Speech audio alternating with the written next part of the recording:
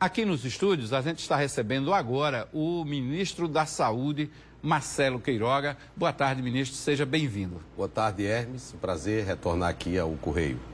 Bom, ministro, a gente vai falar, claro, da sua gestão, mas, claro, eu sei que o senhor não se envolveu diretamente na política, esteve mais nessa missão institucional mesmo como ministro, com as atribuições do cargo, né? Mas, claro que o senhor acompanhou, como aliado do presidente, o senhor acompanhou esse desempenho dos candidatos aliados de Bolsonaro. Aqui na Paraíba, qual é a avaliação que Marcelo Queiroga, o cidadão Marcelo Queiroga, faz desse desempenho? Bom, o candidato ao governo do Partido Liberal, que é o partido do presidente da República, Nilvan, teve um excelente desempenho, se compararmos a estrutura que ele tinha e o que ele teve de votos, sobretudo aqui na região metropolitana de João Pessoa, onde ele já tinha passado para o segundo turno na eleição de prefeito, teve um bom desempenho e nós vamos trabalhar em conjuntos agora no segundo turno para que o povo da Paraíba possa conhecer mais o que o presidente Bolsonaro fez não só pela Paraíba, como pelo Nordeste, para que consigamos reverter esse resultado que foi de inferioridade no primeiro turno aqui da Paraíba para o presidente Bolsonaro. No país todo, Lula venceu em 14 estados, incluindo todos os do Nordeste, e Bolsonaro venceu em 12 estados e no Distrito Federal. É possível, na sua avaliação, reverter esse quadro no Nordeste? Eu acredito que sim. O presidente Bolsonaro ontem mesmo, na sua declaração, ele falou: precisamos falar mais com a população, mostrar o que o governo tem feito na economia e na pandemia. Agora, infelizmente, é muito difícil com o que a gente verifica na grande mídia nacional, nos últimos 40 dias de campanha, um ataque sistemático ao presidente da República, de maneira pessoal, e ao seu governo, uma situação absolutamente assimétrica que é respaldada por pesquisas que, na realidade, não retratam a realidade. E nós sabemos disso. Eu acompanho o presidente na agenda minha da saúde, quando tem alguma agenda conjunta com ele, mas também em outras que o presidente me convoca, e eu vejo as pessoas na rua aclamando o presidente Jair Bolsonaro. Como é que um instituto de pesquisa, na véspera da eleição, solta pesquisas com uma diferença de 15% entre o presidente Bolsonaro e o outro que eles diziam que estaria eleito no primeiro turno, né? Isso é que é fake news. Isso é que merece a atenção das instituições da República Federativa no Brasil para combater esse tipo de prática. Efetivamente, os institutos saem do primeiro turno totalmente desacreditados pelos números. Basta a gente olhar os números das últimas pesquisas, né? Aqui na Paraíba, o primeiro colocado do primeiro turno, o candidato do PSB, João Azevedo, alcançou 863.174 votos. Isso corresponde a 39,65% dos votos válidos. E João Azevedo falou de sua confiança na disputa pelo segundo turno. Todos nós que fomos eleitos por essa coligação têm compromisso com esse Estado. Não é um projeto pessoal, é um projeto coletivo. E dentro do conceito de projeto coletivo, cada um tem a sua responsabilidade. Então eu não tenho dúvida nenhuma que todos nós vamos estar desempenhados agora nessa reta final aí de campanha. Uma base extremamente importante, 23 candidatos, 23 deputados, num total de 36 na Assembleia e 7 num total de 12 na Câmara Federal. Nós já vamos estar numa reunião primeira para que a gente possa novamente reagrupar as forças e tocar rumo a essa vitória do dia 30, que eu não tenho dúvida nenhuma que vai se consolidar.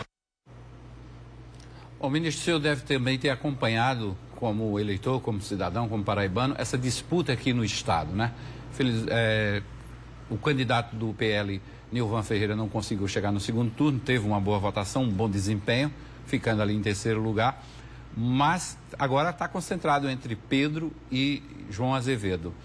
Se o senhor fosse chamado a opinar, o senhor indicaria a Nilvan para apoiar Pedro Cunha Lima no segundo turno? Bom, eu sou o ministro da Saúde, né, Hermes? Então, essa parte da articulação política do governo fica a cargo da parte política do ministro Ciro Nogueira, do próprio presidente da República, das lideranças partidárias aqui no estado da Paraíba, e de acordo com o que o presidente da República nos orientar, nós vamos trabalhar para manter o nome do presidente da República com a possibilidade de reverter essa situação de inferioridade numérica verificada no primeiro turno. A gente vai para os 5 colégios eleitorais a partir de Campina Grande, que é o segundo maior colégio eleitoral do estado, com os resultados para governador, e a gente vai pontuando aqui nessa entrevista com o ministro Marcelo Queiroga, que é o ministro da Saúde. Campina Grande, Pedro Cunha Lima teve 78.124 votos, Nilvan 54.301 votos, Veneziano 48.390, João Azevedo 38.078 votos. A gente chama a atenção porque Veneziano é o candidato natural de Campina Grande, perdeu para Nilvan Ferreira lá dentro de Campina Grande. Campina Grande tem sempre uma máxima que campinense não vota em candidato de fora. Nesse caso, o veneziano perdeu e tem um trabalho como ex-prefeito lá em Campina Grande, ou seja, a população não queria a volta lá, pelo menos em Campina Grande, a volta de Veneziano Vital do Rego a um cargo do Executivo. E João Azevedo, candidato à reeleição, teve também um desempenho abaixo do esperado em Campina Grande, ficando na 4ª colocação. Em Patos, que é outro colégio importante, o que é dominado pelo republicano, João Azevedo liderou com folga 18.542 votos, Pedro Cunha Lima 9.800, Veneziano 9.565, Nilvan 8.248. Em Cajazeiras teve uma diferença maior pró João, 19.813, Veneziano 5.653, Nilvan 4.042, Pedro 2.511. Em Souza, João teve 15.943, Veneziano 8.045, Nilvan 5.733, Pedro 3.425. E em Guarabira, na região do Brejo, João ficou com 11.054, Pedro 9.077, Nilvan Ferreira 5.654, Veneziano 3.821. São esses números aí daquela região polarizada por Campina Grande. Lula, Veneziano e Ricardo Coutinho tentaram colar no nome de Lula, na campanha de Lula, mas isso não teve efeito prático, não teve nenhum resultado. Basta olhar o desempenho tanto de Ricardo Coutinho, que ficou na 4ª colocação para a Senado Federal, e de Veneziano Vital do Rego, que amargou uma derrota aí acachapante nessa disputa pelo governo do estado. Até mesmo a esposa de Veneziano, Ana Cláudia, também conseguiu uma votação bem abaixo do esperado numa disputa pela cadeira da Assembleia Legislativa. Ministro, deu tempo conciliar essa sua atividade na pasta como ministro e também fazer esse acompanhamento desses fatos que estavam acontecendo nessa reta final de campanha? Eu realmente não estava muito inteirado da política aqui na Paraíba, até porque as atribuições no Ministério da Saúde são muito amplas, mas como paraibano eu tenho que acompanhar, claro. Afinal de contas é o destino do meu estado, da terra que eu nasci, onde eu moro, onde eu vivo, não é? E nós acompanhamos com certa satisfação o que tem acontecido com esses políticos envolvidos em práticas de corrupção. Nós vimos no passado um escândalo de corrupção na saúde sem precedente. Quando a gente vê as pessoas morrendo por doenças decorrentes da Covid ou mesmo por problema de doença cardíaca e vê o que houve de desvio de recursos na Paraíba, na chamada Operação Calvário, né? Isso. Então isso é um crime hediondo, porque essa corrupção mata mais, Hermes, do que o vírus. Nós temos que varrer esses corruptos do mapa. Viram o que fizeram lá atrás com a Petrobras? Destruíram a Petrobras, Correios, etc. Será que nós queremos essa gente de volta? Ao contrário, o que nós temos feito? Concluído obras. Vou só citar aqui o caso da transposição do São Francisco. Já 2 ramais entregues pelo governo do presidente Jair Bolsonaro. E como não tem corrupção, nós podemos aumentar o valor do chamado Auxílio Brasil. Então, quando o presidente falou ontem na entrevista, precisamos conversar com a população para mostrar o que fizemos na pandemia e na economia, é isso que nós precisamos fazer. Lá atrás o presidente dizia, é preciso combater o vírus, mas é preciso também cuidar da economia. Porque quem é funcionário público e às vezes recebe um salário maior, que não é o caso do funcionário público do estado da Paraíba, não é? Esses podem ficar em casa. Mas quem não pode ficar nessa situação, tinham que trabalhar. E o presidente foi sensível, auxílio emergencial, auxílio Brasil. Então precisamos conversar com a população da Paraíba, com a população do Nordeste brasileiro, para mostrar o que tem sido feito efetivamente e com isso nos livrando desses falsos profetas que prometem uma terra prometida, né? É tudo beleza, e depois o que entregam?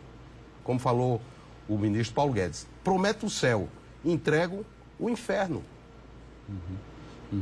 Ministro, claro, tem números na economia que são bastante satisfatórios em relação ao atual governo, né?